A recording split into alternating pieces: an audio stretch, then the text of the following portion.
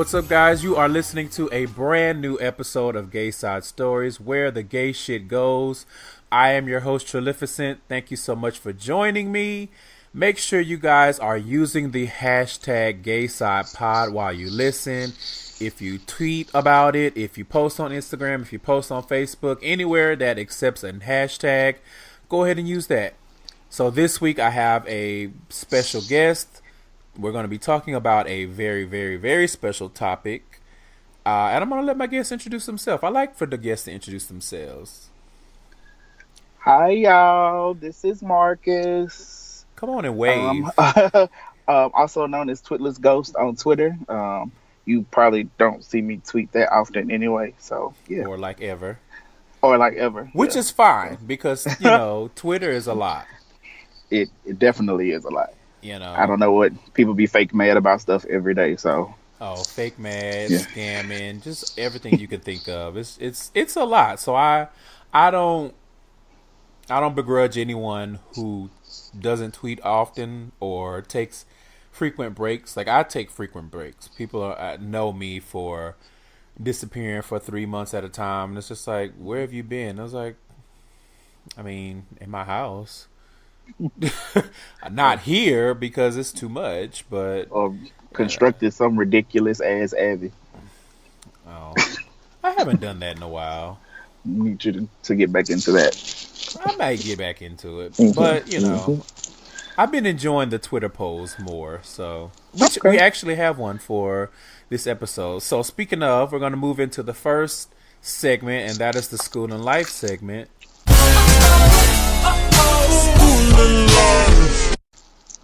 So, quick reminder, the School and Life segment is just something quick to highlight that either got you through your week or something you might be looking forward to that's helping you get through the week. So, my School and Life this week is actually birthdays. So, there were 2 birthdays this week. One was London. It's Candace from the Ratchet Ramblings podcast daughter. So, she had her first birthday. Little cutie. Look like she has a blast. She looks like one of those like really, really happy babies, or toddlers, I guess now, that's just always smiling, always just a joy. You look at the baby's face and you can't help but be happy. You can't help it. So happy birthday to her. Yeah, happy birthday. And in addition, another special happy first birthday to Micah.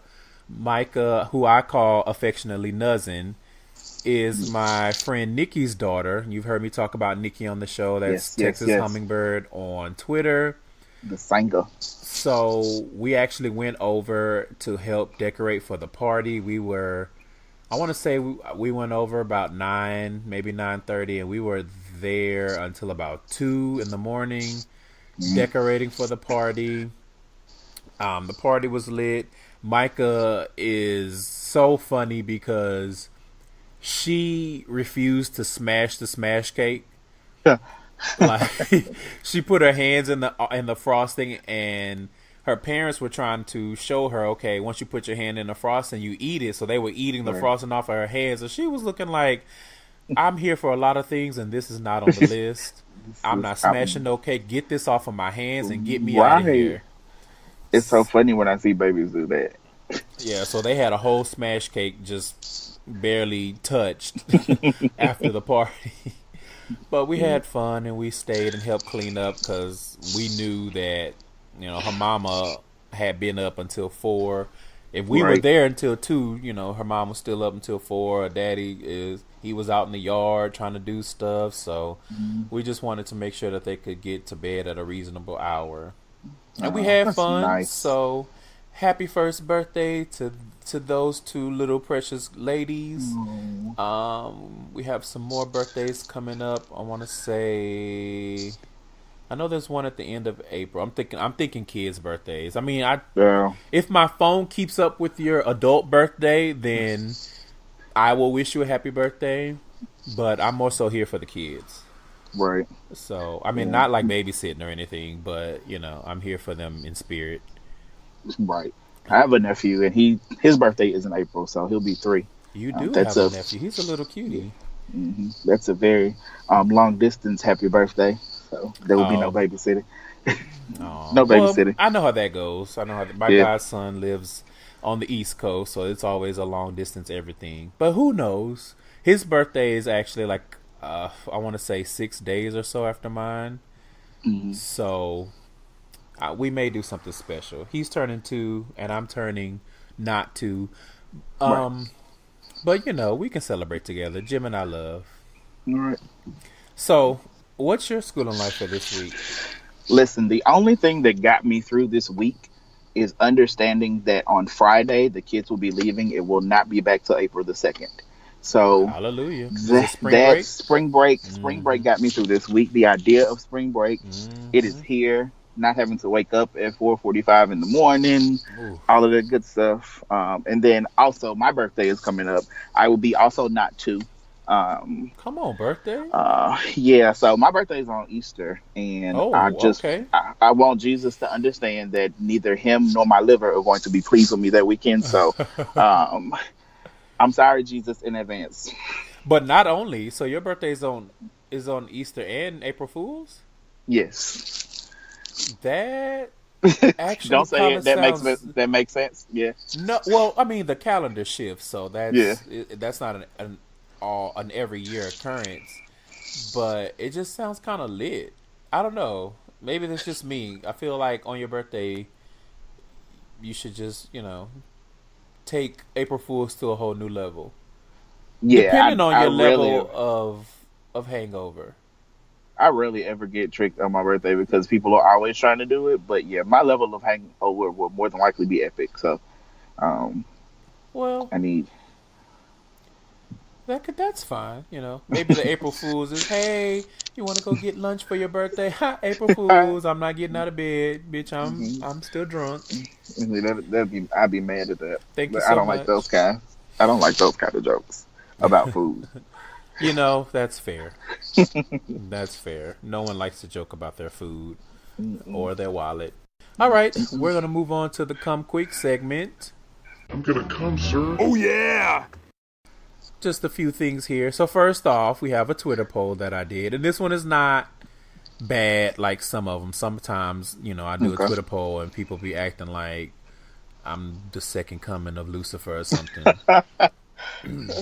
So this one is nice. So the question was, do you have an ex that could show up and get the draws, no questions asked?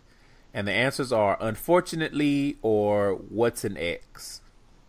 So with an overall majority of the vote, 67% of people who took the poll said unfortunately, which left the 33% that were saying what's an ex. So, do you have Mm. an ex that could get the draws with no questions asked? Um, I'm thinking of one in mind, but it's kind of morbid, so I will not say those things. Oh my. But I might be in the middle on this because there are some exes like I have literally like no memory of, and then there are some that I remember like not necessarily very pleasantly, but I do Mm. remember them. And in those moments that I do remember those intimate times, um, my mind may often wonder to about what it would be like if it happened again in the present. So um, I So, I do have one of I those was going to, exes. so Yeah. yes. So the answer is, in a roundabout way, So is yes. yes. Okay, so the answer for me is definitely yes. And I want to say I've talked about this ex on the show before. I don't remember what episode.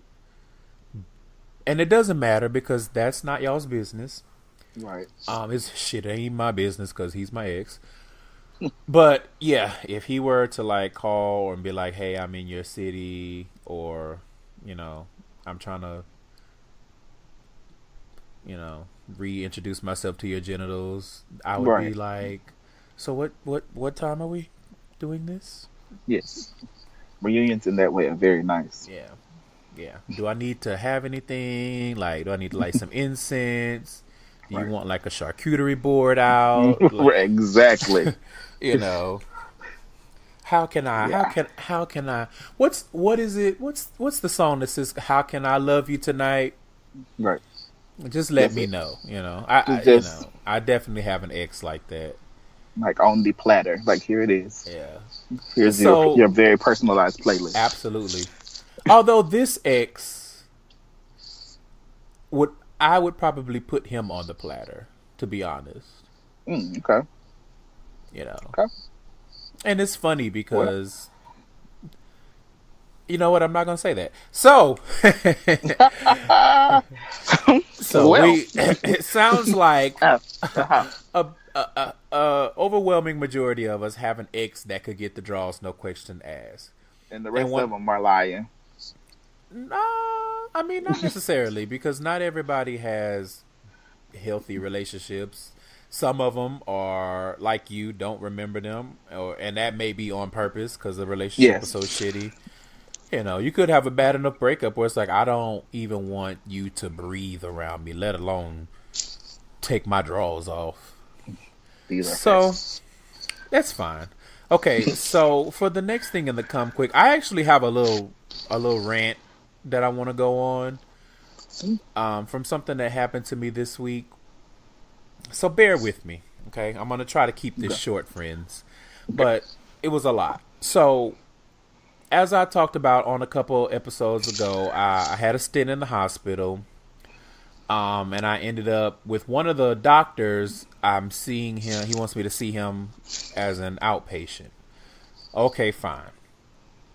He had no appointments for a long time. I went to my PCP. My PCP is like, no, you need to see the specialist again ASAP. So they go back and forth. They get me an appointment for Wednesday at 4:30. My appointment originally was April 16th, and they moved it up to that Wednesday. I'm like, okay, fine, whatever. Do my thing. I go to the doctor's office. I get there about 4:19, and it's like 4,000 people in the waiting room. Mm-hmm. But I'm like, hair flip, whatever, because I have an appointment. I check in, and I have to pay a whole lot of fucking money because not only did I have not reached my deductible on my raggedy ass insurance, so I had to pay that. I also had an outstanding balance from seeing him at the hospital. And so they wanted me to pay all of that at one time. And I'm just like, girl, like, do you understand that life costs money? Like, I can't be in here giving you all of my fucking money. That's what they want. How am I supposed to afford things like, food? Right. Anyway, eat tomorrow. Next week more like. Right. Exactly. So I check in, I sit down, and I want you to guess how long I was sitting there. I'm gonna say a good 45 minutes. Valiant guess. It was more like 2 hours. And again, I got there at 4:19. The appointment's at 4:30. So 6:30, you guys, in the evening on a motherfucking Wednesday, I'm still sitting in this waiting room, and I can't just get up and leave and be like, fuck y'all, because I had to pay up front for the visit. So I'm like, y'all already got me for my money. And I was thinking, the receptionist had already left. Had she not left, I would have got up and been like, look, bitch, you're going to have to reverse this charge because fuck y'all. I'll just tell my PCP to recommend somebody else because this is ridiculous. So 2 hours, probably another 15 minutes pass by, and then the door opens, they call me in, and it's some students. And these students ask me all these fucking questions, and I'm already annoyed because I don't like waiting. I damn sure don't like waiting 2 hours for shit. Nothing. Especially when there was specific time. Like if my appointment is at this time, I know how doctors' offices work. I'm not expecting to wait more than 30 minutes, maybe 45 minutes if they have an off morning or an off day. Right. 2 hours and 15 minutes, I was ready to kill. And I was hungry too. So they're asking me all these questions. Well, what made you go to the hospital? I mean, asking me questions from the beginning. And I'm just like, what medications are you on? And I had to catch myself because I wanted to yell, The doctor is the one that prescribed the medication. Why are you asking me what medicines I'm on when he prescribed them? What the fuck kind of office is this? Right. But I was like, these are some students.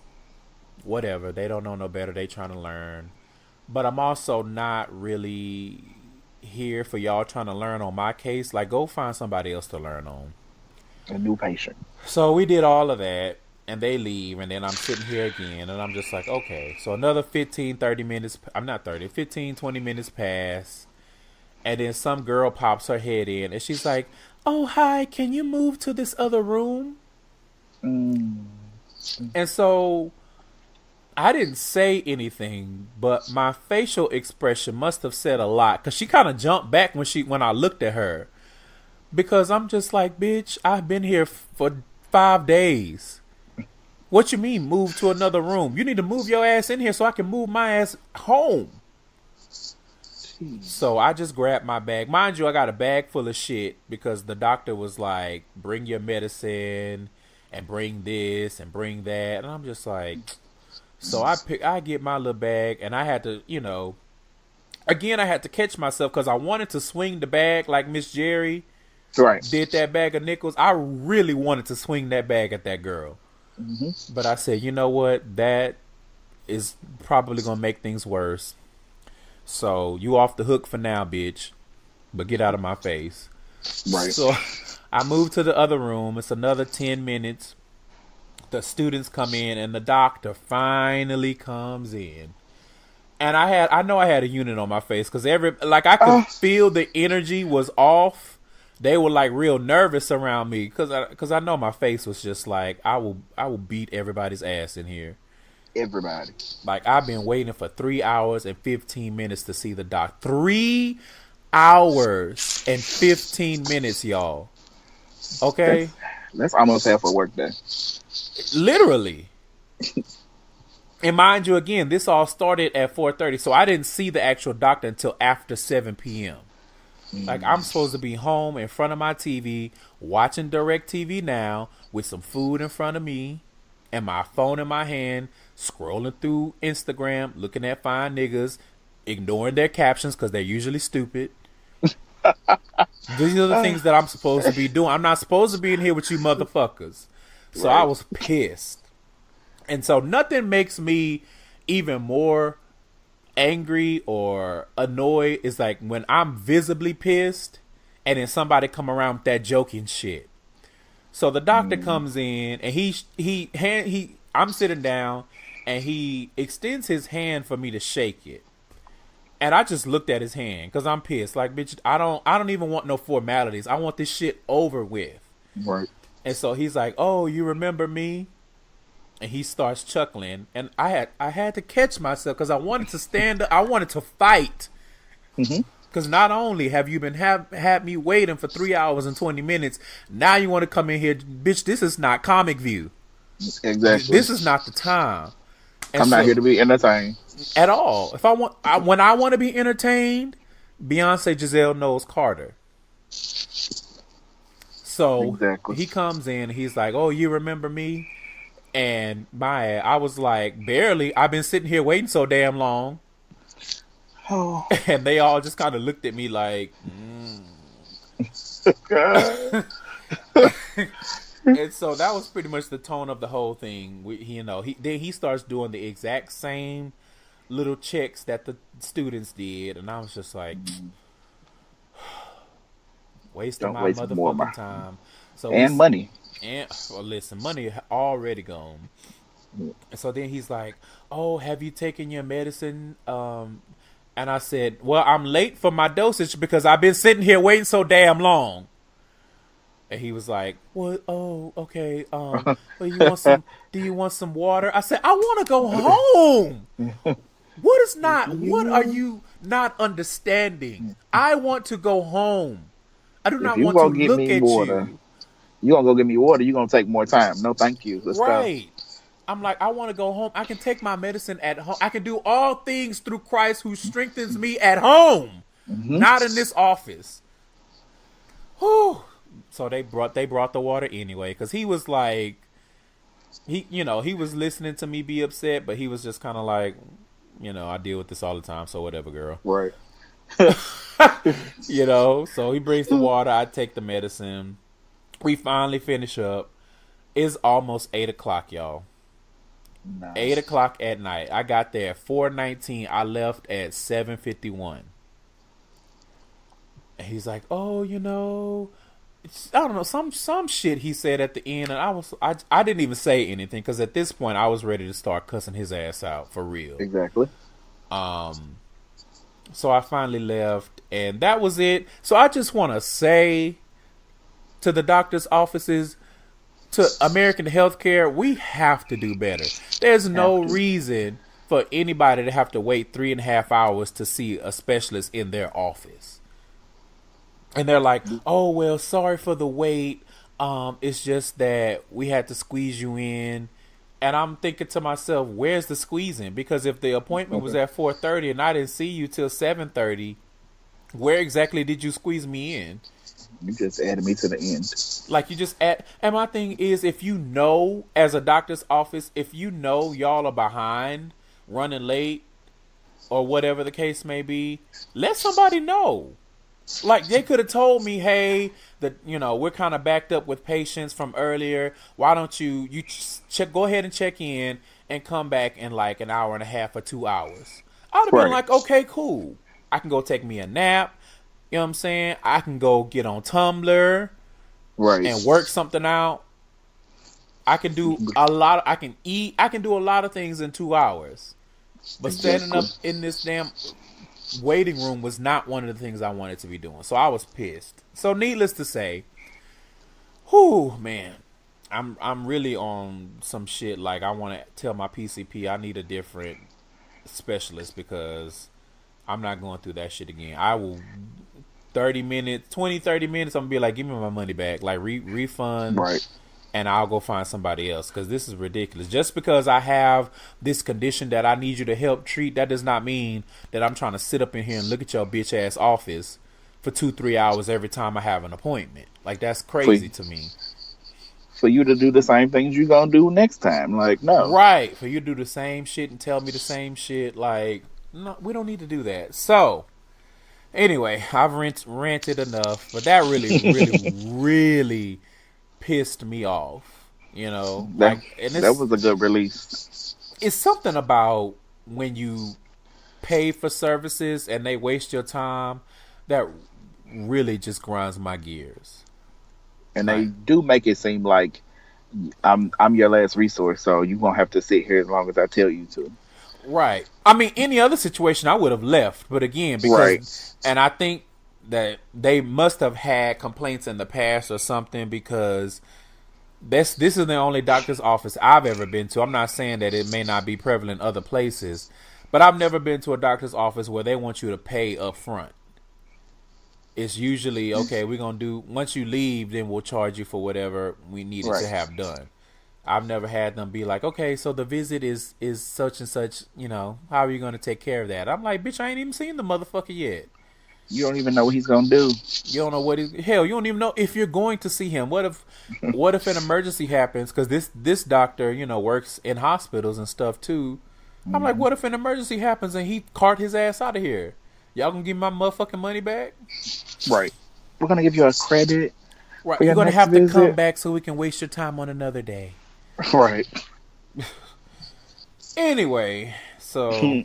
Before I move on from the come quick segment, you have anything you want to get off your chest? Any recent events, current events, pop culture? My recent events are extremely personal. I'm trying to get my life together before I start spilling out these teas. I mean, aren't we all? Yes. Okay. So we're going to move on. We'll move on to the main topic then. So for the main topic, we are going to be discussing mental health. And this has probably been a long time coming. I feel like I've touched on mental health a little bit on the show before, but I haven't had a whole episode dedicated to it. Haven't had a whole, conversation dedicated to it. So we're going to do that. So absolutely, I have it split up into two different sections. So it's personal and then it's community. Yes. Now, with the personal, you feel free to share whatever you're comfortable sharing. It's no pressure. If you don't want to share, real personal details, that's fine. Oh no, I am very transparent, so no. Come on, Mr. Cellophane. Okay, so let's start. So what mental issues, if any, do you currently deal with or have you dealt with in the past? I've dealt with bipolar disorder too, um, seasonal depressive disorder, and right now I'm dealing with just an anxiety disorder. So I'm currently not really medicated. My Mm-hmm. doctor has been my psychiatrist and my counselor have kind of been working together to help me cope with some of those things outside of medication. I'm not opposed to being on medication, but I just want to make sure that I'm doing some type of things to kind of forego the medication part. Changing jobs and changing insurances and stuff. Like I've been on medication and regularly seeing psychiatrists and therapists and things like that. But with these insurance changes and these job changes, you got to find a good supportive counselor before you decide to move on to do anything else. So Yep. that's been my search I as of late. agree. So I yeah. agree. Especially with the changing jobs and insurance. Like if you Yes. so I'll go ahead and answer. So my issue that, and I'm sure I've talked about this on the show before, but Hmm. I deal with clinical depression, Hmm. and I have a really good therapist that I found, and he's really supportive. Like last year when I was going through it, or the year before when I lost my job, and he was just like, now is not the time for you to not be in therapy, so we can work something out Right. even though you don't have insurance, and that that is the idea of a counselor, of a psychologist that I have, Right. because we see a lot of representations in like movies and on shows where it's like a psychologist or a psychiatrist, and they just kind of in it for the money. Like they don't give a fuck about the people that they're treating, Absolutely. and they start talking crazy about patients to friends and stuff like that. So not to say that mine doesn't do that. He might, and that's his business. But Right. but he's Don't let me really, find out. oh no, don't let me find out.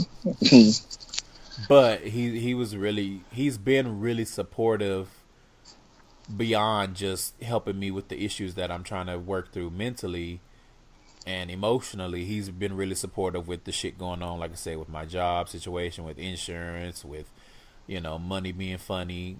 He's really like, the main focus is for you to get the help that you need, not Right. the money and insurance claims and all that. So I really, really appreciate that. Yeah, there's nothing more powerful than that. Making sure you have somebody who's very supportive of you in all of it. Exactly. And I want to say I was officially diagnosed in 2003, Hmm. but some things went on, and we'll talk about those a little bit later, and I didn't really officially seek treatment again until I want to say maybe 2014. Okay. And I've been in therapy since then, and kind of on and off medicines. I had been on and off medicines prior to 2014, but as far as like talk therapy, I had never really done that until 2014. So it's an ongoing thing, and It definitely is. I think my official diagnosis came when it got to a really, really bad point, but it's been like recently within like the past 3 or 4 years or so, where I started to actually like seek out counseling and help, group sessions, one-on-one counseling sessions, medication management, like all of that. yeah. And when it gets to that point, like you just got to do it. Yeah, I mean, sometimes it's difficult to get to that point where you finally can admit to yourself, I can't do everything by myself. Like I Right. need help. I need outside help, and I think that's another hill that you have to find a way over, because Right. it's one thing to admit you have an issue. It's another thing to admit that you need help, but it's a whole different beast to admit I need outside help. Right. And I don't And think, actually go and seek it. and then to seek it, but that's another step. Right. And I don't Right. think people always acknowledge that it's different saying I need help I need to talk to somebody, let me call my mama or let me call my friends, versus I need professional help. I need help outside of this, so let me find a professional. Like, those are two totally different avenues.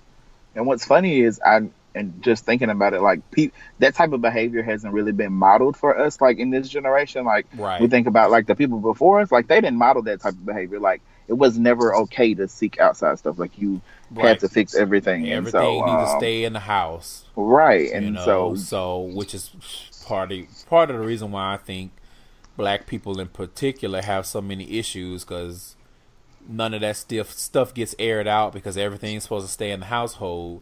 But there's some really traumatic shit that happens in households that can fuck people up for years after they're out of said household, all the way into their household.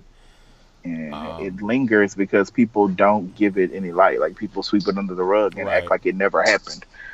That's kind of like the stories that we continue to tell as a people. Yep, I can relate to that because I know my family is good for some acting like nothing ever happened shit. Right. That ain't my ministry.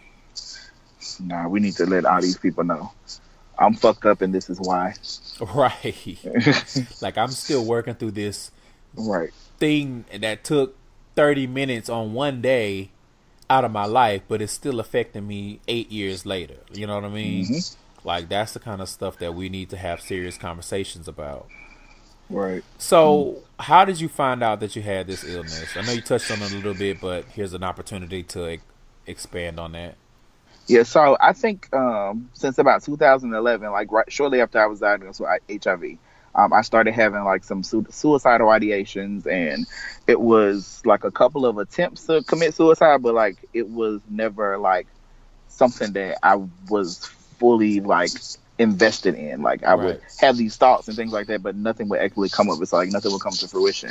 And but like a couple of years ago, I want to say, I was driving on the Woodrow Wilson Bridge in DC. So up here, the Woodrow Wilson connects DC with Virginia and Maryland and all these different places. Like you come together, and that bridge just, once you get over it, you're in Virginia.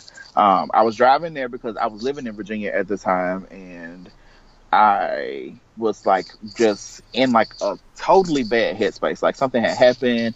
I got into an argument with somebody, and like I was in a really, really bad headspace. So I stopped on the bridge for one, because I was like, this is what's gonna happen. Like I'm gonna get out of this car and I'm gonna jump off of this bridge. Like this is what's gonna happen. The traffic was so heavy, like I couldn't even get my door open. So I was like, okay, maybe this is something blocking me. Like I'm still gonna do it. And before I knew it, I had called the police myself. And somebody else had called the police because somebody's car was just sitting on the bridge. They got there, and I was taken to a medical facility because it wasn't like an arrest situation. I was taken to a medical facility. They wouldn't let me leave. Like I wasn't released until like I had seen the psychiatrist and the doctor, which I ended up spending the night there. So it was like overnight. And there I met a psychiatrist who was really like interested in what I had to say. Like I felt like it was, at this point, the help was being forced on me, but it was a necessary force. And so I talked to her, everything, and that's when they made the diagnosis. And from there, I found a psychiatrist of my own who kind of verified those diagnoses, and I moved forward with treatment from there. So it was like I knew something was wrong, and I never took a step to actually put a name on it until a moment where I felt like either it was going to be me figuring out what this is, or my life is going to be over at this point. That's kind of how I came into it. Okay. Ooh. Whew. Let me just virtual hug, because that's a lot. That's a lot to decompress, and like, and I try to be as transparent about it as possible, because like there are a lot of people who have these kind of stories that don't tell them, like, ever. So. Right? They don't tell them because they feel embarrassed. Like even it took a long time for me to not be embarrassed. I was even a little embarrassed making my notes about what I was going to say on this, about my own journey. So, how did I find out? I was randomly one day laying in college, and I was in bed in my dorm room when I should have been in class, and there was a commercial that came on. I don't know what kind of commercial this was, but it listed all of these symptoms, and it was like, if you have, I don't know, 2 or more or 3 or more of these symptoms, then you probably are dealing with depression and you should seek help. And I looked at it and I was like, well, I have all of those. So that was kind of a revelation, because some of the feelings that I had had since I was a teenager, and I never Right. knew what it was. So to have it all summed up and there be a word, I was just kind of thrown off a little bit. So I realized again that I had all those symptoms. So I looked online to see if my school had any like mental health services, and they did. So I went to go see someone. I mean, it was convenient because it was on campus, so it was just a Right. short walk. Wasn't like I had to do a lot of work to get there. And that was when he was like, "Yeah, you have clinical depression." It's like, it's not just for anybody who doesn't know the difference between depression and clinical depression, Hmm. because you can be depressed about things, and it could be like an outside factor Right. factors that are making you depressed. But for clinical depression, it's like an actual chemical imbalance. Right.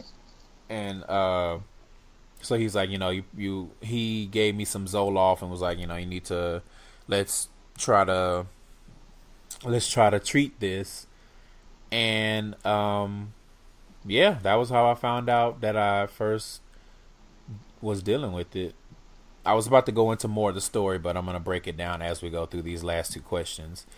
So I want to ask, outside of therapy and medication, what do you do to help treat your illnesses, if anything? Because it may be the ones that you have, you can't really do much, but I'm curious if you do. So, one thing I've learned to do is vocalize how I'm feeling, and try not to like save face or like act like things are okay when they're not. And so, I've built a very strong system of like really close friends and family around me, Mm-hmm. and that's what it. That's, I think that's where it lies. Like you surround yourself with people that you know you can be honest with, so like they know how to support you. There are a lot of people that I surround myself with that like just lift me up. Like they provide a sense of joy and like happiness in my life. I also seek adventure. So like if it's some shit I want to do, then like in those times and I know I can do it, like I just go for it.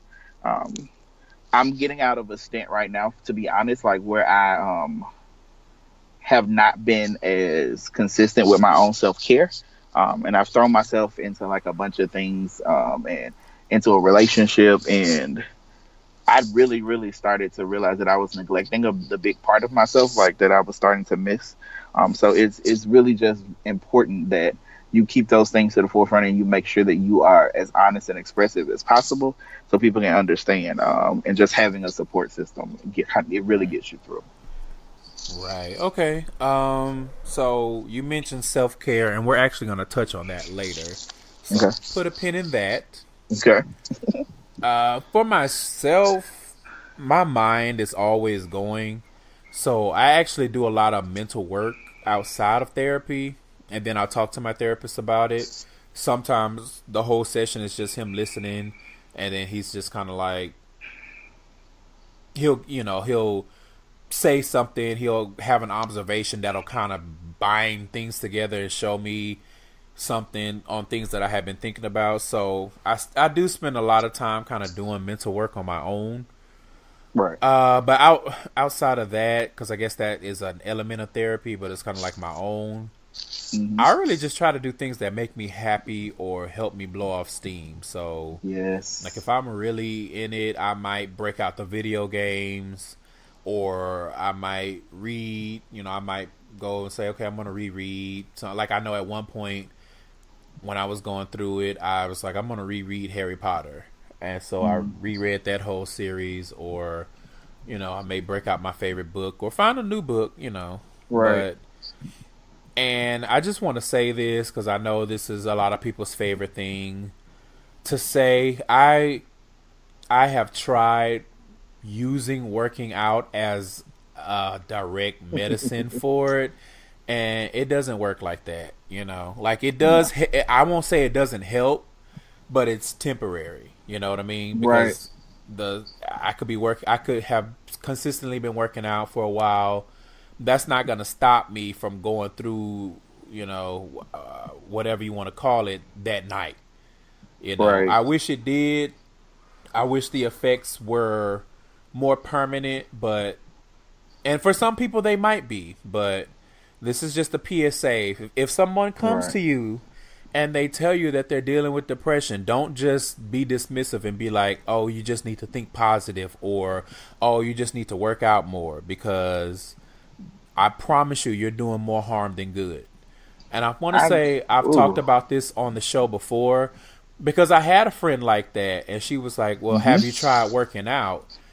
And it wasn't until I want to say it was like I took after my friend Naj, because he wrote like this long thing to help us understand what he was dealing with his anxiety. And so I Mm-hmm. took a page out of his book and I said, I'm gonna write all of the things that my depression entails, because it's not just feeling sad, which is another thing that's a slap in the face when people think depression just means that you're feeling sad. You know, Exactly. when I wrote down the helplessness that you feel, and the you feel like you're unworthy of not just love and friends and family, but of life. Like you just Right. feel like you're just here for no reason. Like there's a mistake that you're even here. And when I Right. did that, that was when, my friends really understood. And it's like, okay, yeah, maybe 30 minutes on the elliptical is not going to fix that. You know what I mean? So, Exactly. And people think of all these universal things as if everybody's depression or everybody's anxiety looks the same, when it's really different based on the person. exactly, And there exactly. aren't any universal things you can throw out that can make things better. So, Yeah. Because for some people, therapy doesn't work, but medication right. does. For a lot of people, I know medication doesn't work because they don't like the way that it makes them feel. Yep. There's a lot of people that are like, I don't, yeah, I don't want to be depressed, but I also don't want to feel completely numb. And, the Exactly. medication makes me feel numb. So I get that. It's different for everyone. That's why you have to have your own plan to fight whatever mental illnesses that you have. And hopefully Exactly. you can have a professional and a good support system. But again, if you, like, for example, I was going through it, and I had a boss ask me one time. She was like, "What's going on?" So I told her, I didn't go into detail, but I was just telling her, I'm just struggling with depression a lot. And the first words out of her mouth were like, well, you have a good job and you have a car and you have a place to live, so I don't really understand what you're depressed about. Hmm. And I was like, well, number That's when you want to one, slap people. oh, I absolutely wanted to slap, um, but I was just like, well, it's number one, it's obvious that you don't know what depression actually is. Right. And number two, you're not a professional, so you really can't tell me if I have a justification for being depressed. If I say I'm depressed, then that it should be it. But it's such a slap in the face for people to be like, to have someone throw all of that stuff in your face, because you think about it and it's like, okay, but this person that we heard about that jumped off a bridge, or that committed suicide, they had all the stuff that I had. So Exactly. what was their reason? You know what I mean? Like depression, it doesn't care what stuff. Look at Robin Williams. Robin Williams had Right. everything. Money, fame. He was well loved. A universal staple in comedy. And Right. even still, it's like material possessions do not curb depression or any other mental illness. So that was definitely a slap in the face. So that's my PSA. If someone, especially someone that you claim to love, Hmm. comes to you and says, "Hey, I have depression. I've been diagnosed." Because I get it. A lot of times, people self-diagnose, and it's Right. like, that's great.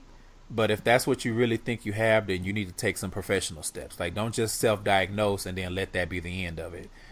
But don't tell someone they don't have a reason, or try to pick apart their life and say, okay, well, you have all these things that other people don't have, so you don't have any like this chemical imbalance. It doesn't care what I Right. have.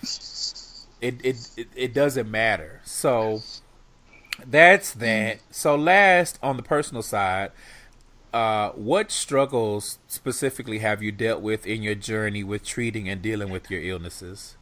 I think one of the biggest struggles becomes like with anybody who has both physical and mental is kind of making sure that you're taking care of both of those things. Mm-hmm. The struggle comes in like basically combating like the mental illness and the physical things that are going on. So, like I said, I've been HIV positive for about 6 years now, and it's a part of me just like my mental illness is. And so, but as a result of like some of those things, like it's the stigmas and all of the stuff associated with HIV versus the same types of stigmas associated with, having a mental illness or a mental disorder, it calls and it triggers some of those mental issues for people. So even understanding like that your words can be triggering and that people's reactions to when you tell them things can be triggering, and people not even understanding or taking the time to educate themselves about things can be very triggering. And so those are some of the things that I really had to deal with, like combating those, the triggers and making sure that there's a balance between my physical and my mental. Whew, that's a word there. The triggers, indeed. Okay, so what struggles have I dealt with? So, I don't remember if I've talked about this on the show before, but here it is. My parents have been a big struggle for me.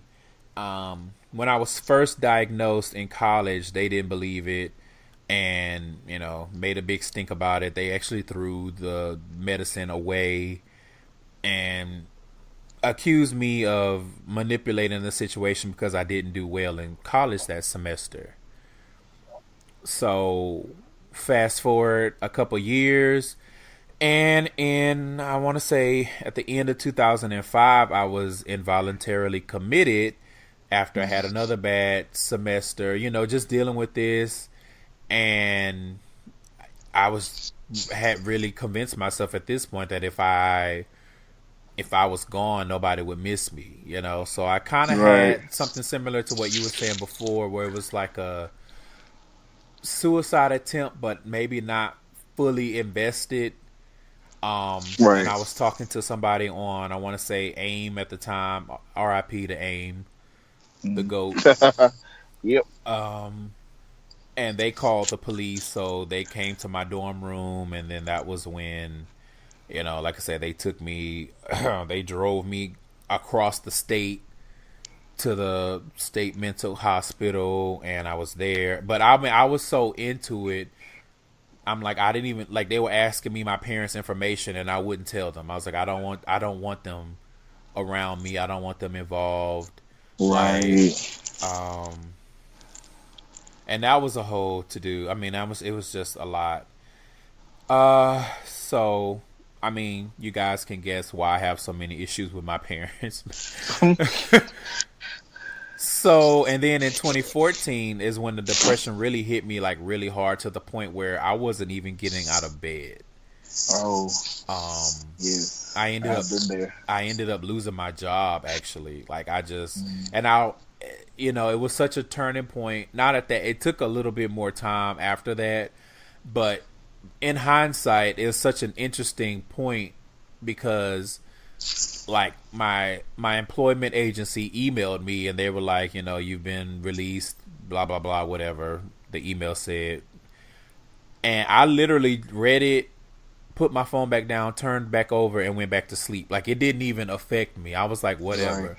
I was so deep into it, and it took, I want to say, maybe a week or a week and a half before that actually sank in and was part of my thinking of, okay, what's next?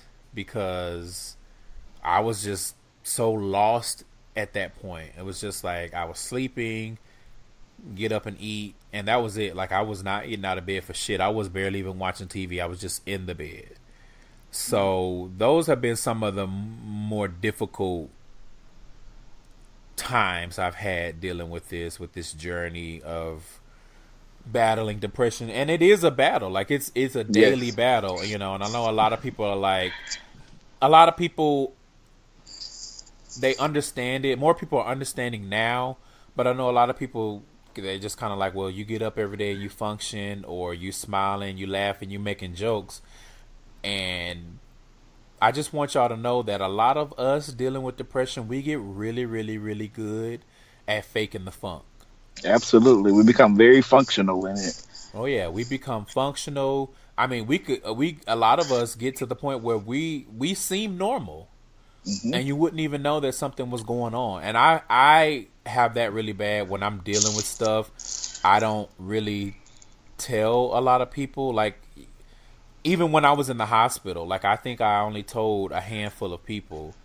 So when the episode came out that I had been in the hospital, and when I talked about it a little bit on Twitter, a lot of people were like, so actually what the fuck?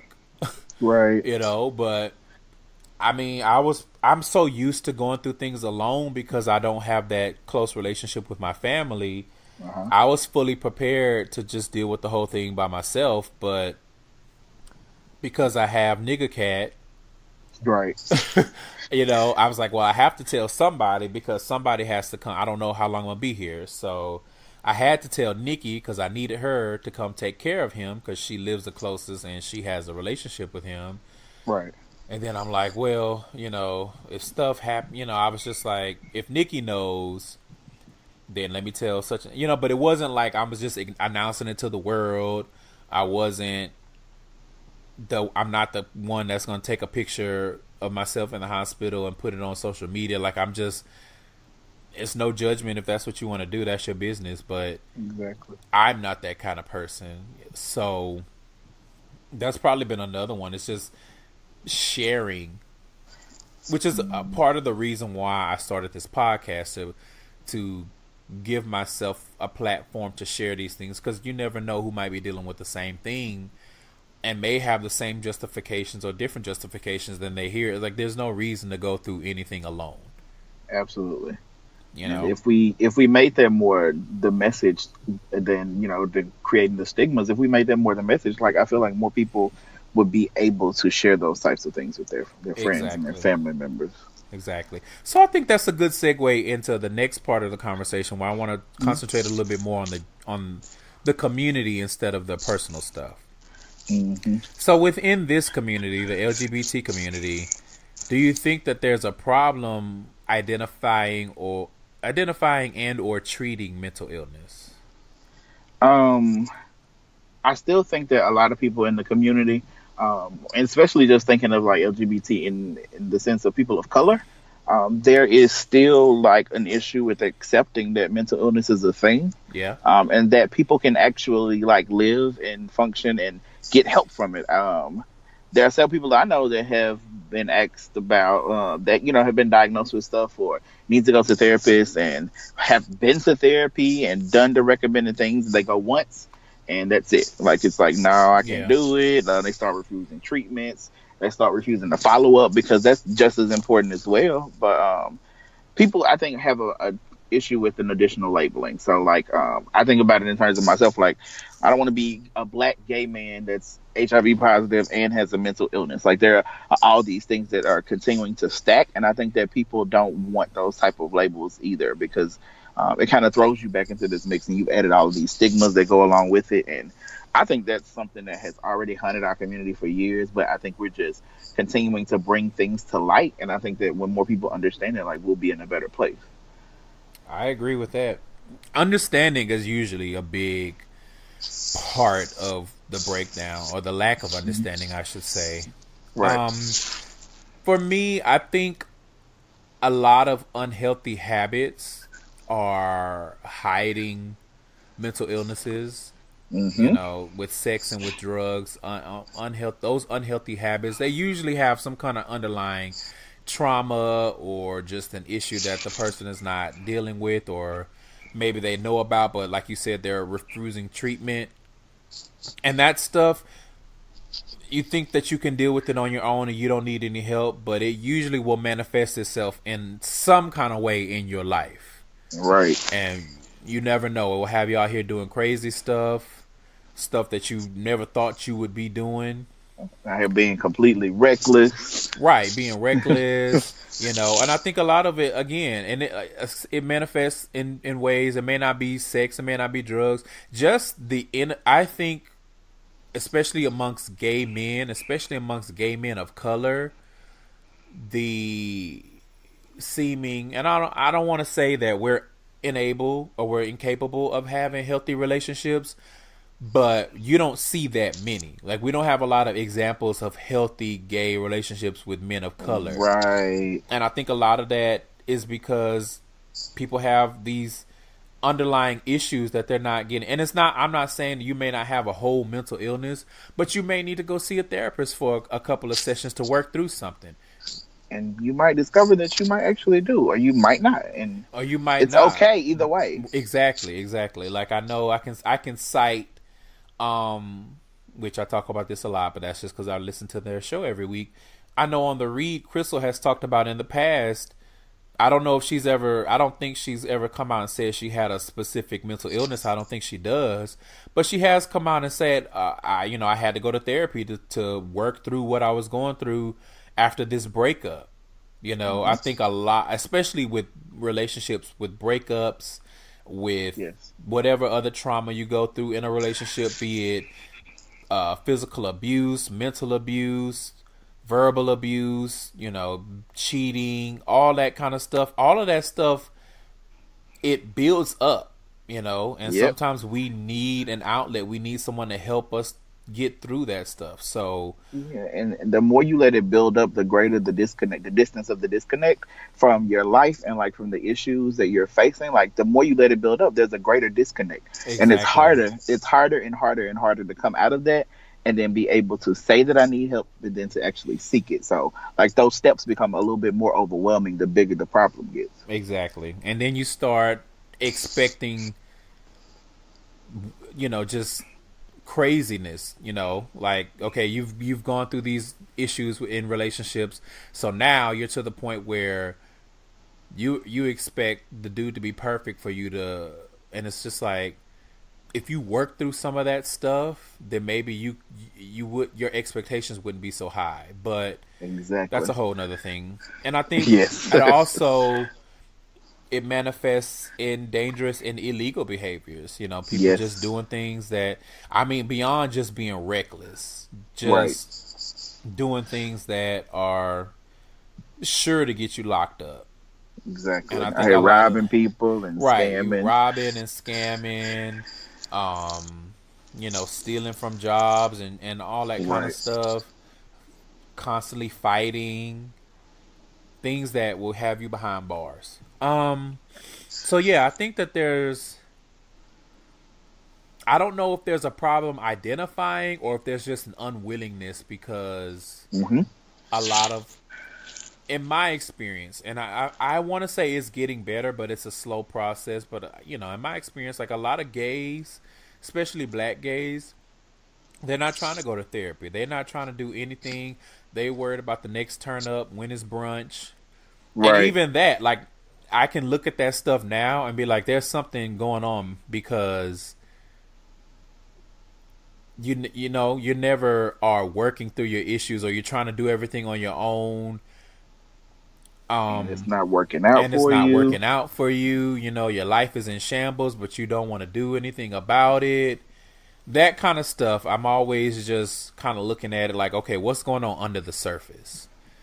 And I don't think a lot of us do that. I think a lot of us are afraid to. Absolutely.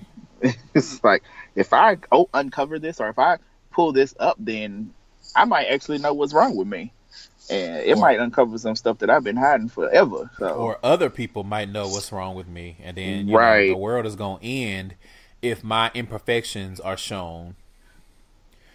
I think that's probably a good way to summarize it. Especially with gay men, that need to present perfection. Right. You don't need to know the whole story. Like, you don't need to see the dark side of the story. I need to present you with the poison poppies. Like, that's what you need. Exactly. So, this question I kind of struggled with a little bit, but do you think that there's Do you think that the community still ostracizes people with mental illnesses? Is that part of the reason why? I think that, well, personally, I've never had an experience with people ostracizing me, especially ones for that are closest to me. Mm-hmm. And I've really been able to advocate the same type of treatment, from people that I get to know.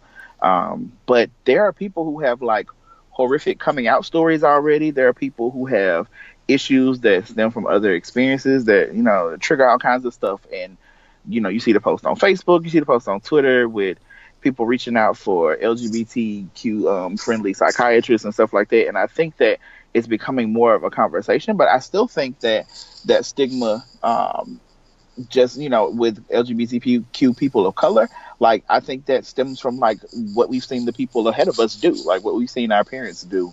And we don't want to deal with those things. I have yet to tell my parents about any of my mental health issues. Because it's a bit embarrassing, and that embarrassment can linger for like your families if they feel like people are talking about those types of things. But I think the generations before us, they taught us like to hold on to stuff. So when you get someone who starts talking about their mental health issues, I think that as a reaction, we go back to what we've always known and what we've been taught and what we've seen. And I'm from the South, so like anybody who knows, like you don't put your business out there in the street. You go to church, but we understand that the church has never been a refuge for the gays. So right. We've had to turn to all those unhealthy things that you're talking about, like the sex, the drugs, and all these things, because we're afraid to actually say something about it.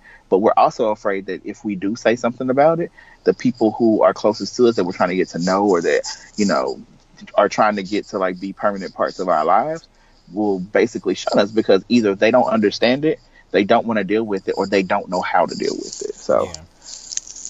I think not knowing, and then a certain level of unwillingness to learn is probably a big part of it, because there's nothing wrong with not knowing how to deal with someone who is dealing with the mental illness.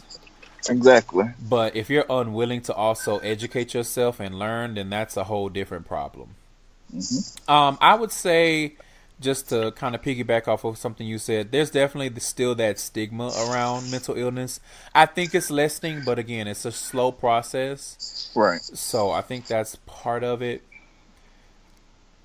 And I also think that there's still instances of dismissing people because they're not quote unquote fun, or they're always quote unquote sad, or they never want to quote unquote turn up. Right. And you have to look at what's the reasoning. Like you never know. Like that person that doesn't want to turn up, they don't want to go out, they don't want to do this, they don't want to do that. They might be dealing with something, Right. But because, and I don't know if it's an age thing, if it's a maturity level thing, or if it's depending on when you coming out and what phase of your life you're in, where it's like all I want to do is have fun, and they're not really looking past, like we said earlier, looking past the surface of anything. Exactly. So it's like, bitch, do you want to go out or not? And if you have a friend that never wants to go out, and you're not looking past the surface of that to see, is there an issue?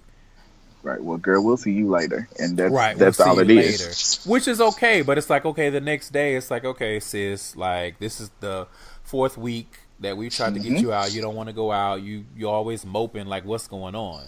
Right. You know what I mean? Because it's like if there's not a reason, then people don't look beyond the surface. So if it's not something like I just lost my job, or me and my man just broke up, it's like, well, again, it goes back to that. Well, you don't have a reason to be depressed. You don't have a reason to be sad. You don't have a reason to be angry. You don't have a reason to be irritable, because you don't have nothing bad going on in your life. Our community has very much put the presentation at the forefront. Exactly. So it's very much like how you present to others and what it is that you are giving when they meet you, or like when they see you or talk to you. And I think that because the emphasis is on that, people just don't even think to look past that. Exactly. So I would say, I think it's not a blanket, you have bipolar, or you have this, you have that, so we're gonna shun you. I think it's very subtle and it's very nuanced Right. on if there's like an I can't talk. Whatever. Y'all know what I'm trying to say. So moving on. What are some of the reasons that you think the mental illness seems to be so rampant in the community? Because from my observation, the LGBT community, there's a lot of mental illness going on, mental issues. And again, it may be just that some stuff needs to be talked out and it's not a lifelong mental illness, but there's still something there and it manifests itself in different ways. So what do you think some of the reasons for that are? I think that we don't have enough identified spaces for people to be transparent and tell those stories. And I think because there aren't a lot of spaces right now, like people don't know where to go. So like you can have a group of friends and that could be your safe space, but there's still some elements of it that you don't really feel like your friends should be privy to. And when those spaces become more identified and brought to the forefront, I think that's what really needs to happen. We do a lot of pride, we're happy to be gay and we're here, we're queer, get used to it and all this great stuff, but there are very few opportunities for like forums and workshops and conferences and especially in schools. Like I work in a school, so like I see children who are identifying very, very early and they are not getting support at home. Like their parents are shunning them and all this kind of stuff. So it's like there aren't any real spaces identified for people, and then the resources that need to be in there haven't been put into them. They aren't readily available. I can't go to the South and I can't go to Mississippi right now and tell you who would be a great counselor or psychiatrist for a person who is LGBT and who is of color or who is of Spanish descent. Like I cannot tell you what those spaces are. And of course, there are so many factors that contribute to the creation of those spaces. The socioeconomic status and like ethnicity and all those types of things play into like where those spaces are created. But like people I feel like some of those places are like hiding. So and things like podcasts, like they're really, really great because they get the message to the forefront. And I think that there needs to be an even wider reach of people who can help, bring these kind of issues to the forefront. I agree.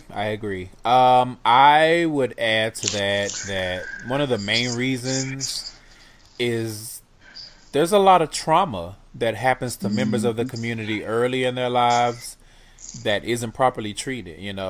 Like I said, a lot of horror coming out stories, a lot of not being accepted by friends and families. It may not necessarily be at the coming out, but at some point in your life you realize these people are not very accepting of me. I think about trans people and their experience and just the basics, not even the difficulty they have just finding employment. There's so much trauma. I think about lesbian women and the constant struggles of, number one, being a woman in this society, but you think also of all of the people that they come across that are like, you just haven't met a good man. I think that there are so many elements that deal to that are pieces of the sum that is a lot of untreated mental illness or maybe not even that far, but just mental issues that people are dealing with, or emotional issues. That trauma is a really big, and some people, they take that trauma and they turn it into something beautiful. But for a lot of people, that trauma is trauma, and it's a snowball. And it goes from trauma to unhealthy habits and attitudes. It could be trauma to you, and now you're traumatizing someone else. Because we see that a lot. And I think that we've made the rhetoric of like making things like homophobic slurs and covering up our mental illness and things like that. We've made that the okay thing to do. And we haven't like normalized like rhetoric around like being able to speak up when something happens to you. And I think that people like don't know like how to do that sometimes. And that's kind of why it kind of lingers and sits rampant in our community. Yeah. Or like I said earlier, it becomes something different. Yes. And it takes someone peeling back those layers, maybe the person, maybe someone else, to figure out what the cause of it is. But I'm thinking about, and I think also a lot of it is self-medication. Yes. Those traumas or just the difficulty of life, being a part of the community and having some type of mental illness or mental break or just issues that you need to work through, but you don't. And a lot of people self-medicate through drugs, through sex, and that becomes their therapy versus actually fighting that issue head on and seeking professional help. And that's only if they're in a position where they can, because a lot of people aren't. Exactly. And we can't negate that. It's easy for me to just sit up and be like, oh, they just not getting the mental help that they need. Mm-hmm. But everybody's not in that position. They don't have the insurance, they don't have the money, they don't have the resources, because it is difficult to find a good therapist. And if you're anything like me, which I know a lot of people are, there's even like this anxiety and being like, this therapist is not working for me. Right. How do I end this and find someone new? That's a big one. Like now my therapist, and so, because my first therapist was like that, like at first it was like, okay, but then afterwards it was like, it didn't matter what I said, he had the same conclusion. And everything was the same. Like after, when it was his turn to talk, he would say the same thing every time I saw him. And so it got to the point where I'm like, well, what am I getting out of this? Because we've already established this point that you've made. And now you are doing these gymnastics so that everything that I say points back to this one point that you've made. But I'm on a whole different tangent. So right, I need help with this. Right. And so, but I had that anxiety. I didn't want to tell him, okay, your therapy is not working for me anymore. Or, okay, you said that 6 weeks in a row. What else you got? So I just kind of stopped going, know? And so when I was like, okay, I need to get back into therapy, I was like, okay, I have some more parameters. Like, I don't want to just search for a therapist that's in my insurance network.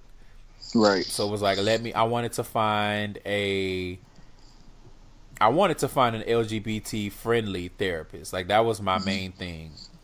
And so the therapist that I have now that I've been seeing for a while, I mean, he's actually, he's gay too. So it's easier in my experience to talk about some of the community stuff, the sexuality type things, because I know he can relate.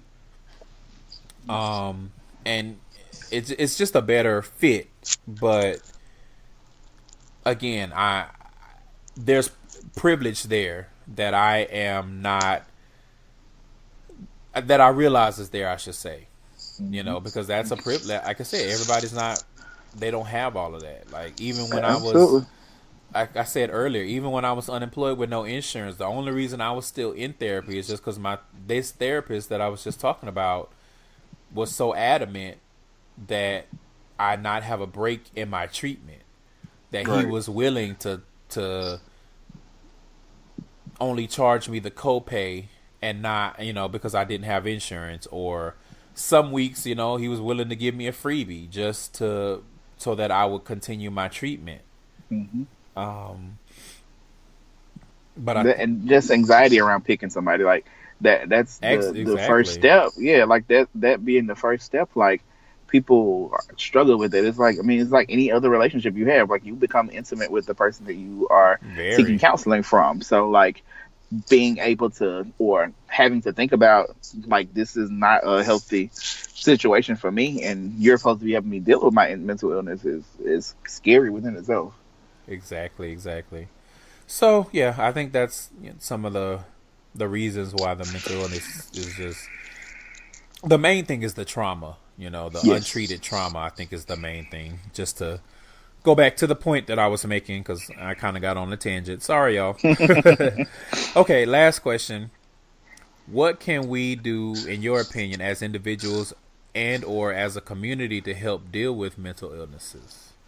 I think the biggest part of it is really relinquishing the stigmas around it. For me, being able to like share my experiences with people and like have open dialogue about it, so they don't feel so alone or like they don't feel like the only one that might be dealing with it. But I also think that we have to make it okay for people to like want to like face the demons that have been haunting them. Like we want it to be like to be okay for them to do that, and that might look like, you know, you going to an appointment with me and sitting outside the door until I come out, or you know, that might look like just encouraging you and talking to you on the phone on the way there, or like debriefing with you afterwards if you feel comfortable. Like, but making sure that people are not so afraid to like face those things that have been bothering them, and that you have to like break down those barriers that have been there forever, like to make it okay for people to not be okay. I agree. I would say encourage your friends that display symptoms of a mental illness to seek treatment. I mean, that's one of the most powerful tools. Yes. Like you were saying, be supportive, especially if they're already seeking treatment and they trust you enough to let you in on that. And a big one, in my opinion, is don't encourage unhealthy behaviors. Right. You know, like if your good Judy is a little too fond of the bottle or, you know, of drugs and things of that nature to the point where it's really affecting their character, their life and everything, like don't encourage that kind of stuff. Don't be like, right, okay, well, I know that, you know, you've been blowing through coke, but let's go out tonight anyway, and we're going to go to this specific club where we know they do coke in the bathroom. Like, you don't think you're doing any harm, but you're kind of encouraging that unhealthy behavior. And you know you are, and I think that they think that that's how you cope with it, so they want to help and support you in a way, but like it's not in an unhealthy way. Like, right, encourage me to cope in different ways or help me find coping things to do. Yeah. So I think that's going to wrap up this kind of heavy conversation, but it's a necessary conversation. Absolutely. If you guys have anything you want to add, or if you want to get some things off your chest, if you're dealing with a mental issue or an illness and, you know, you just want to contribute to the conversation, feel free to tweet me, tweet the show account, post it in the Facebook discussion group. There's options. But I really think it's important that this kind of dialogue is, number one, had, and that it's continued, and it doesn't just die when a podcast talking about mental illness ends, or when when that therapy session ends. Like, you know, that it doesn't end at those points. So, you know, let's keep the conversation going. Let's keep the dialogue going.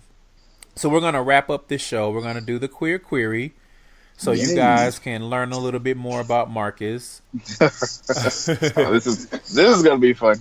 Yes. So we're going to end on a high note. Question. Okay, so we talked about self-care a little bit earlier. So first question is, what do you do for self-care on a regular basis? I do a lot of stuff. So I bake, and it's usually like some random shit I found on Facebook that I want to try to do. I travel with my friends. I like to write, and I also like to read smut. So like I work in a field like that. Smut. Like I need like dirty, raunchy, like nasty, like stories or something, because like I don't want to think about what I'm reading when I'm doing self-care. Like you do that all day with the emails and stuff, but like I just need something just to get my mind clear of everything. So smut is like always a great alternative for me. I also do things. Smut. Yes, I also write smut too. So like, it's a great release to be able to write those things. And like most of the time I write smut, it's like in times like I'm not even having sex. So it's That's usually how it is. Yeah, it is.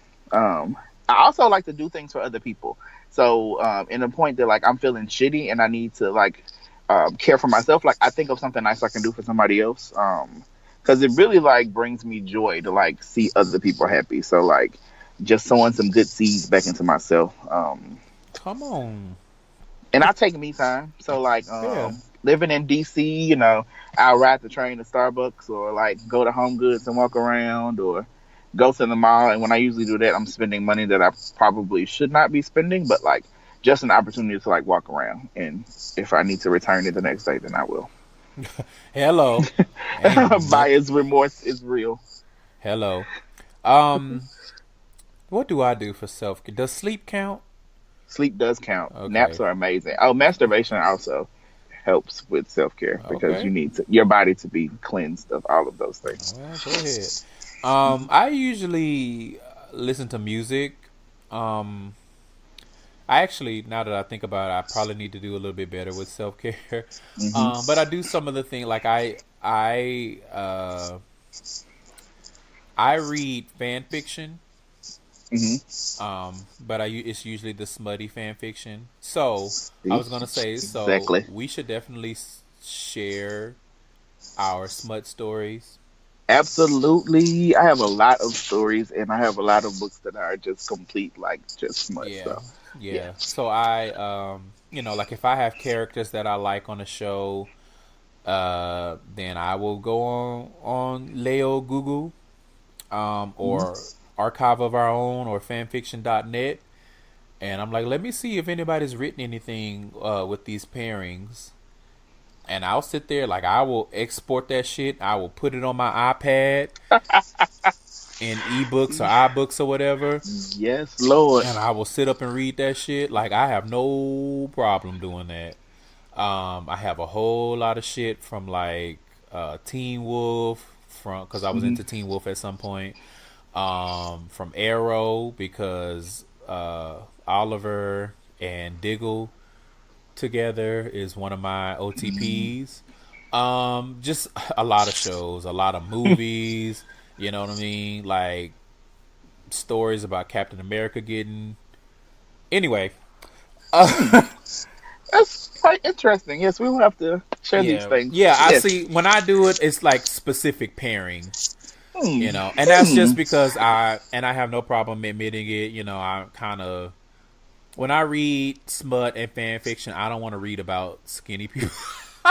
Exactly. I don't have no Nobody. problem with y'all. I let y'all live, but y'all, skinnier people, and they get, y'all are usually at the forefront of everything. So Right. when I read smut and that kind of stuff, I want to read about thick men, Hmm. muscular men, big boys. Like that's the kind of stuff I want to read about. I don't want to read about skinny boys doing anything. Um, Even though y'all, and again, I don't need to because it's difficult a lot of times for me to find the parents that I'm looking for because it's usually either the obvious pairings, which I hate. Like I never like the obvious parent. Like, oh, these two they do this, this, this, and on the show, so it's clear that Hmm. they meant to be. And I'm like, that's so lazy and boring. Like, put Right. some effort into it. Create something new. Create some, like, give me, like, okay, so one of the stories that I wrote, and I actually have it on Archive of Our Own. I want to say I've talked about this before on the show, and I think I've shared the stories, which I know I said I was going to get back into the writing the short stories for the show at the beginning of this year, but obviously shit has been going on, but it's still on my to-do list. But I wrote a story about this show called Castle. I don't know if you've ever heard of it. Hmm. Starring Nathan Fillion and some Hmm. other white people. But Nathan Fillion is kind of a personal favorite because he's like, he's a white man, but he's like kind of thick. He has a nice ass. We've seen his Right. ass in like Firefly. Right. So I took him and I took the other character named Javier Esposito, and I Mm. just wrote a whole story about. I mean, it wasn't like the smut was the focus Right. because it's not that easy to write like a story involving cops and like a case like that shit is it's not that easy. So That's all you got to think about it and know. yeah, because you want it to make sense, and it's like, okay, do Right. cops really do? Anyway, I'm on a tangent. But yeah, so I wrote that, and I write those different things sometimes, and I read a lot of them, so I'm good. It just depends on the parent. Like I have some stories with Superman and Batman. It just depends on what I'm into at the time. Anyway, next question, because we've been on that for a while. What is your favorite pop diva choreography? And this can be from a tour or from a music video. So honestly, the way that I feel right now, I'm gonna say like current Mariah Carey in Vegas. Like I'm trying to be like minimal effort. Like I'm too lazy to be doing all this pop locking and dropping and shit. Like I just need a Come bunch of on. like muscular motherfuckers to carry me around the stage. I hit me a little diet bankhead bounce every now and then, Yep. and then go lip sync, and then like I'm good. And then go sit down. And go sit down, like You go know eat a what? cherry pie or something. I'm Like not mad at that at all. Not at all. My favorite pop diva choreography is absolutely Janet Jackson's "If." Like I have always loved that choreography. I will stand for that choreography to the day that I die. And that's just what it is. Anytime "If" comes on, I'm like, oh, here we go. Janet to give you a good dance. Like she'll take Oh you in yeah. there.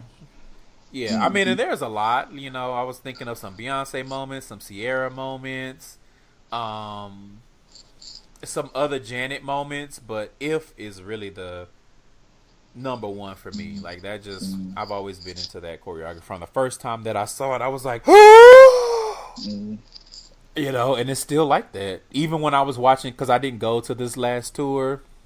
But watching clips from it, and I was like, oh, she's doing "If." Oh my god. Yes. So that's my favorite. Okay, next question.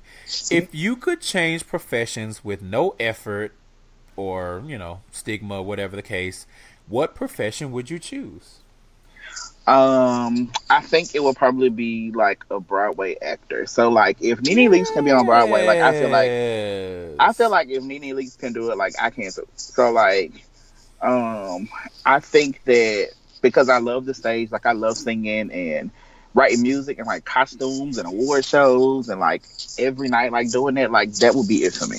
Like I really want to go to like New York and like be in Aladdin. Yes, I'm here for it. I am so here for it. Okay, so I also said acting, but I didn't break it down to just Broadway. I said acting or tech, but probably acting would be number one, and that's I just but I don't know what I'm trying to say. Uh, I think it would be like acting, directing, maybe not directing, but definitely acting and writing.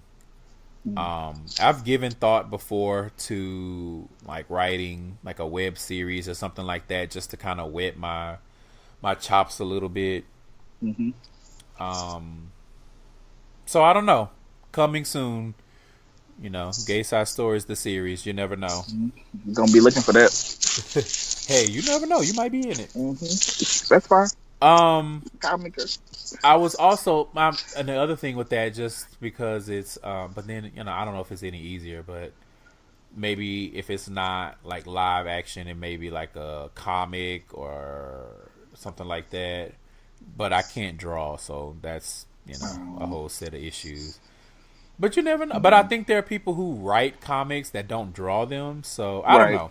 I mean, I have a lot of ideas, but yeah. So if I could change professions, like tomorrow, like if I woke up tomorrow and been like, okay, what is my job? What is my job?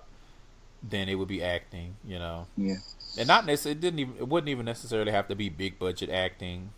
Right. It could be, it could be like Vin Diesel at the beginning of his career doing a bunch of indie shit. Right. Be like, oh, I'm like, the darling of the Sunset Festival because my shit is always. Is it Sunset? What's it called? Sunset Film Festival. Yeah. Yeah. Because it's like, oh, every year this motherfucker got like 2 movies. I sure do, bitch. And you're here for both of them. And you're here but you will get your life. Okay, last thing, and we're gonna get out of here because we've been here for a minute. This is a wild card question. Mm-hmm. I haven't done this in a while, so I had to bring it back. And in honor of Black Panther now being the highest grossing domestic superhero film, and it probably won't be for very long, so let's celebrate, because I feel like once Infinity War comes out, it's gonna smash every record. Right. Like literally every record is gonna be like all of the records that Black Panther is making now. Mm-hmm. They're probably gonna be smashed by Infinity War, so I just want you guys to prepare yourselves for that. But for now, Black Panther is the highest selling domestic superhero film. So in honor of that, here's a Black Panther edition of Fuck, Marry, Kill. Mm-hmm. So Fuck, Marry, Kill: T'Challa, Killmonger, M'Baku. So I would fuck Killmonger, marry M'Baku, and kill T'Challa. Same. Yes. Same. I mean, have you seen this man? Like, he is as wide as a door frame. Like, and he's tall. I would climb the fuck out of him. Do you hear me? He's very tall. He has and nice, he likes the full Golden lips. Girls. I know, right? And he like we already go together. Like, he's basically like we go together. Yeah, I agree. And sorry T'Challa, I like you, but I'd have to kill you, and it ain't gonna be no heart-shaped herb resurrection either. Like, you're just gonna have to stay dead, sis. I'm sorry. Yeah, I don't see it for you. If the characters were different, then T'Challa's fate would probably be different. But between Killmonger and M'Baku, sorry. Yeah. Sorry. So, with that being said, and we're wrapping it up on that note, that is the end of this episode of Gayside Stories. Thank you guys for listening. Marcus, if you so desire, please tell people where they can find you. Absolutely. You can find me on Instagram at Mr. J06. That is the word Mr. spelled out. On Instagram, Mr. J06. Facebook, under Marcus Johnson. It's very common name, so look for one that is in DC. And on Twitter, you can find me at Twitless Ghost. Twitless_Ghost. Okay. The underscore makes a difference, y'all. Yes, it does. All right. You guys, remember, go to GaysideStories.com for more information. That is the hub. If you want to get in contact with me, you can do so by email. It's GaysideStories@gmail.com. The social media pages, Twitter and Instagram, are at GaysideStories. Facebook.com/GaysideStories. And there's also the hashtag GaysidePod discussion group on Facebook. You guys, make sure you're subscribing to the show wherever you get your show. That way you will get notifications automatically every week when the show drops. I am doing my best to be consistent, so you should be getting weekly shows. If not, feel free to come for my wig meet and ask where the show is. And if you are enjoying what I'm doing, you want to encourage me, the best way you can encourage me beyond just words of affirmation and affection is to go to Apple Podcasts or whatever app you use to listen to your podcast and leave a rating, leave a review. Write those words of affirmation in the rating review so other people can see it. Helps with the visibility of the show and all of that good stuff. You hear it on every podcast. Why does every podcaster encourage you to go leave a review? Because it's important. We would all not be talking about it if it wasn't important. All right. So go and do that. Help a brother out. If you have any suggestions for guests or topics, go ahead and feel free to send that stuff to me as well. I've been trying to work on my guest list and see what I'm going to do for these next few episodes. And I think that's it. Thanks again for listening. And remember the lost commandment, you guys. Thou shalt protect thy walls, or they will rot, they will crumble. All right. If you don't protect your walls, and I mean every wall. I've said this before. Your financial walls, your uterine walls, your anal walls. Okay. All of the walls. Your penile walls. Okay. Because a lot of y'all feel like you ain't got to do nothing for the them penile walls. Protect them too. I'm just saying. All right. You be out here with gangrene dick like Usher, and then you're going to be mad at the rest of us. All right. That's all I'm saying. And we are out of here, you guys. Bye. Bye. Perfect.